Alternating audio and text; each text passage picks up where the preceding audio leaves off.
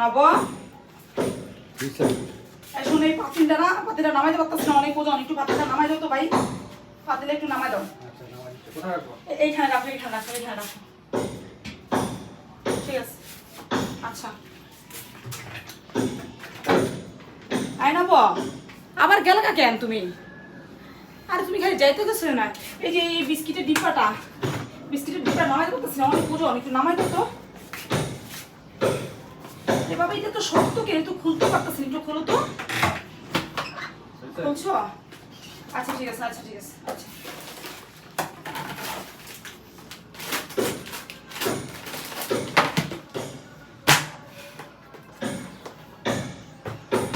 এই নব, নব বলো। এই যে এই কোটাটা একটু নামা দাও তো ভাই, এই কোটাটা একটু নামা দাও, এই যে মেয়ের দুধ কোটাটা একটু নামা দাও, এটা একটু খুলে দাও তো দুধের কোটাটা। খুলতে পারছো? আচ্ছা ঠিক আছে, আচ্ছা থাক, এটা দেখলাম।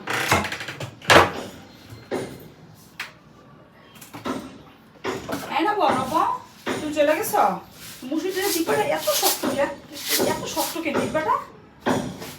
বলছি ঠিক আছে নব, এই বাড়িটা অনেক ওজন, পারতেছি না, একটু কাজ করো। ওই যে ওই বাথরুমে না পানি নাই, ওই বাথরুমে পানি চলে গেছে, একটু যাও তো পানিটা একটু দিয়ে আসো ভাই, ঠিক আছে।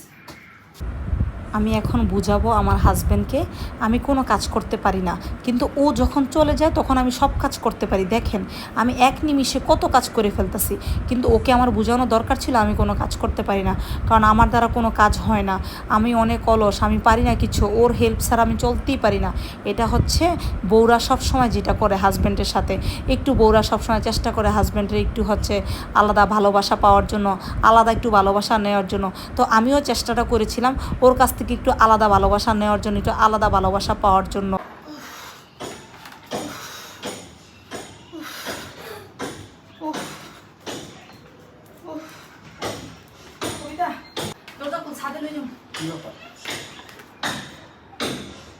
বালতি না কোথায় রাখছো? তুমি বলে একটা বালতি উঠাইতে পারো না, দুটো বালতি না কোথায় রাখছো? ছাদে কাগজ দিতে যেতেছিলাম।